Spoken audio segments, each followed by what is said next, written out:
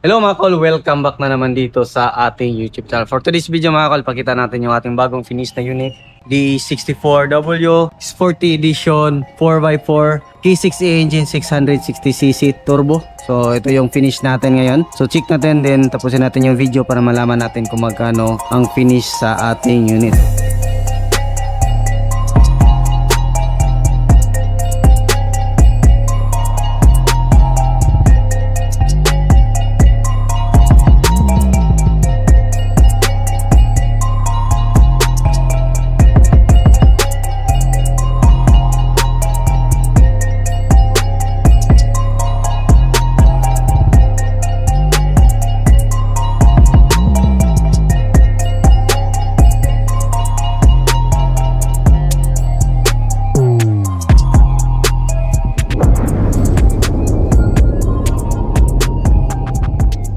So makita natin dito, naka 3-layer headlights yung ating sasakyan. Ayan, ito yung ating high beam, low beam, then dito yung ating park light, then yung ating signal light. Then makita natin dito, meron siyang original na chrome. Sporty grills, ito yung tinatawag natin na sporty grills. Meron siyang amber lights na nilagay. So 4 na ilaw yan, based sa request ng ating client. Then dito meron tayong fog lamp. So stock or original sa mga DE64W. Naglagay din tayo ng steel bumper dito sa harap with 2 hitch. Ayan. So complete LTO registered, direct na sa ating client. Makita din natin dito mga kol, meron tayong design na antenna. Then makita natin naka fender 15 inches na brand new mags and brand new tire ito mga kol.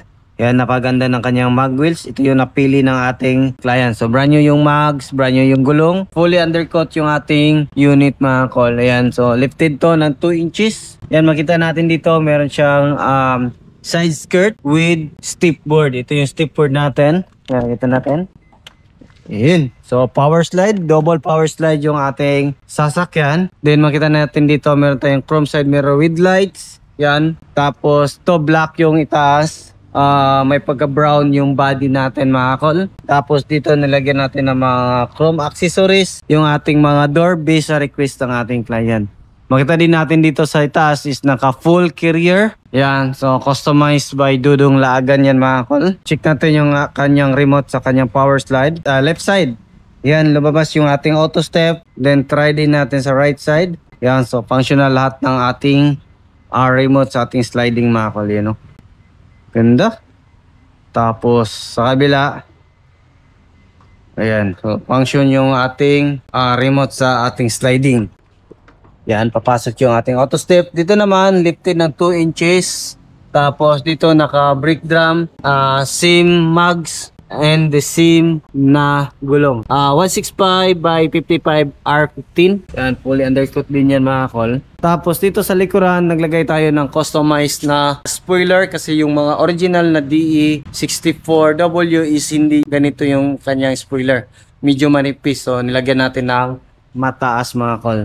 Dito naman naglagay tayo ng customized or full aluminum na ladder. Ayan, ito yung full aluminum ladder natin mga kol. Tapos naka crystal clear na taillight. Same sila sa taillight ng DE64W na Smiley Edition. Makita din natin dito mga kol, buo na yung kanyang back glass. Then dito, meron tayong sticker na nilagay. Tapos third light, kompleto. Tapos naglagay tayo ng gas container dito sa likuran. Tapos naglagay tayo ng plate holder para hindi mabend yung ating plaka. Tapos dalawang camera. Then dito naglagay din tayo ng step board. Yan yung step board natin. Dito naman sa gilid mga kol, naglagay tayo ng 2.5 by 2.5 na Adventure Kings awning Australia brand. Ayan, makita natin. From Overland Kings yan mga kol. Ayan. Premium and quality yung nilagay natin dyan na awning tin. So, pakita natin yan mamaya kung paano natin i-set up yung ating awning tent mga kol. So, papasok muna tayo sa loob ng ating minivan para makita natin kung gaano kasulit yung ganitong unit. Ayan. Dito naman mga kol, makita natin yung loob ng ating minivan. Naka-brand new yung mating natin. Ito yung mating natin. Tapos dito naka-plastic cover. Tapos dito meron tayong charging port. Tapos meron siyang extra lagayan dito sa gilid, magkabilaan. Tapos dito yung ceiling natin is black felt yung nilagay natin. So harap natin is naka-captain seat. Yan yung captain seat natin. Din foldable din yan mga kol. Pakita din natin dito. Paganahan sa mga ganitong sliding is pwede natin i-manual. Pwede natin yung ganito lang. So click lang natin yung kanyang handle dito mga kol. Ayan. So dito naman tayo. Dito naka-plastic cover. Dito yung jack tie wrench natin at saka riser. Ito yung captain seat natin mga kol. So meron siyang armrest. So at the same time meron siyang cup holder dalawa. Di ba? So yun yung loob pag nakaupo tayo dito. Pakita natin pag nakaupo tayo. Ayan. Yan yung setup natin dito pag nakaupo tayo dito sa loob ng ating minivan. Yun. So meron siyang armrest. Ito yung ating armrest with cup holder. Then foldable din yan. So ganyan kaganda yung ating minivan sa loob. Pwede din natin to i-fold mga kol. Ang gagawin natin is hilain natin to. Tapos, meron tayong hilain dito sa likuran. Ayan. So, open natin dito sa sliding. Ayan. Pakita natin kung paano natin fold. Ayan. So, hilain natin dito. Tapos, ito naman. Hilain natin dito. Yan yung loob ng ating minivan mga kol. Pag naka-fold dito. Ito yung the best mga kol kung gawin natin or mahilig tayo sa camping. Gusto natin na sasakyan na pang negosyo, pang overlanding at kailangan nyo na malaking space na sasakyan. Ito yung maganda para sa inyo mga kol. So multi-purpose, hindi lang pamilya, hindi lang pang negosyo. Pwede din natin gawing pang outdoor yung ating minivan. So silipin naman natin doon sa harap. And so balik natin to. Ano yan? Ayan. So, yun yung upuan natin. Di ba? So, dito naman, all power. Power window yung harap. Power window din yung ating mga sliding door. Then, balik natin. Tapos dito, bago na din yung cover. Meron tayong extra lagayan dito. Ito, dito naman sa dashboard natin, makita natin yung ating sliding door switch. Auto step, pwede natin yan i-off para pag open dito, is hindi siya nakalabas. Pwede din natin naka-off yung ating power slide. Ang gagawin lang natin, push on slide, off natin. So magiging manual na yung sliding natin, hindi na siya power slide. So ayan yung kagandahan nito. If ever masira is pwede pa rin natin gamitin yung ating sliding door kasi pwede naman siya manual. Ayan na, diba? Dito naman, itong sporty na to is pareho na makina ng Smiley Edition. So naglagay tayo ng digital temperature gauge. Then dito, stock lang yung ating steering wheel. Then, ayan, bago natin makalimutan. Ito pala is push on slide, auto step. Pwede natin gamitin tong switch na to. Long press lang natin. Kabila, long press lang din natin para gagana. So, yun. So, yan yung option dito sa ating mga power slide mga kol. Ito, steering wheels, stock or original. Naglagay tayo ng 9 inches Android touchscreen stereo with reverse camera. Naglagay din tayo ng dashcam. Yan, so naglagay din tayo ng extra mini fan based sa request ng ating customer. Then ito yung upuan natin. Meron siyang headrest, armrest. Then dito meron tayong cup holder. Yan, dito naman yung ating glove box mga kol. Yan. Hazard switch. Then dito yung ating aircon switch. Ayan. So auto, then blower adjust. Ito yung ating cluster panel. So start natin yung makina natin para masilip din natin yung mismong makina ng ating sasakyan. Yan, naka-under na yung makina natin. So cold start. Then yan, function na. Then dito function. Try natin yung reverse camera natin. Ayan, so gana dito. Then gana din dito sa ating dashcam. Meron din tayong ilaw, sun visor. Meron tayong extra lagayan ng sunglasses. Ayan, kung meron kayong mga sunglasses. So pwede din mga documents dyan mga kol. So dito tayo, silipin natin yung makina natin. Yun.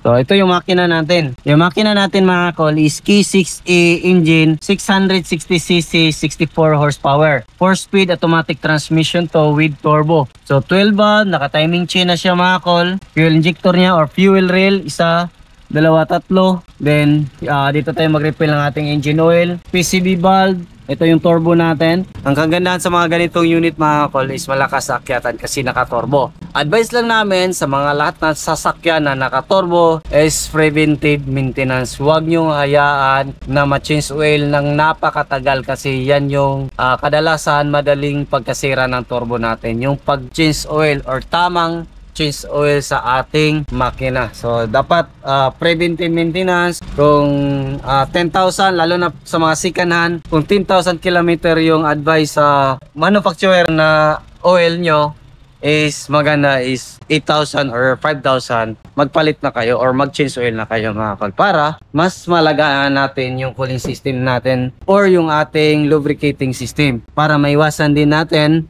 yung mga oil sludge sa ating makina. So dito, kabilang upuan naman, so hindi to mainit mga kol kasi meron tong mga insulator. Meron din siyang insulator dito. Dito naman yung ating alternator, aircon compressor. Dito tayo mag-check ng ating engine oil. Yung engine oil natin na gamit mga kol is yung ating Prime Lobe lubricant or Prime Lobe Singapore. So made in Singapore yung ating oil na gamit natin dito. So ang kaganahan nito sa ating oil mga kol is dinesign siya para sa weather sa Pilipinas. So dito naman yung ATF natin, Prime Lobe pa rin. Ito yung ating map sensor, TPS. Then ito yung ating throttle body, semi-electronic. Then dito naman yung ating main fuse box, air filter. Then kung mag-engine wash kayo is huwag nyong basahin dito na parte kasi nandyan yung ating ECU or yung ating coupler box. Dito naman sa kabila, yung ating hood opener. Ayan. Dito natin makita yung ating lock. Ayan.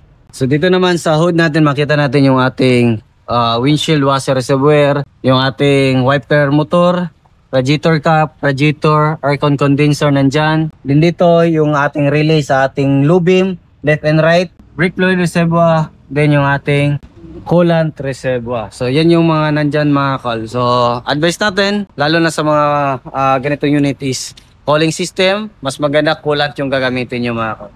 So yan yung setup natin ngayon dito sa ating unit na fully custom. Yung presyo pala nito mga kol is umabot siya ng 425,000. All in na yun kasama yung mga upgrades sa kanyang unit. Pero yung basic finish nito, running condition, complete LTO registered, is nasa 300,000 lang all in. 4x4 double power slide. Kung meron kayong maraming upgrades na idagdag sa inyong sasakyan, is yan, aabot siya ng 425 sa ganitong setup. So yan lang siguro yung ating vlog for today. Maraming salamat sa inyong patuloy na pagsubaybay. Sa bago lang sa ating channel, don't forget to like, share, and subscribe din. Click na rin yung notification bell para updated kayo sa ating mga next video uploads kagaya ito. Maraming salamat mga kol. Ingat and God bless ating lahat.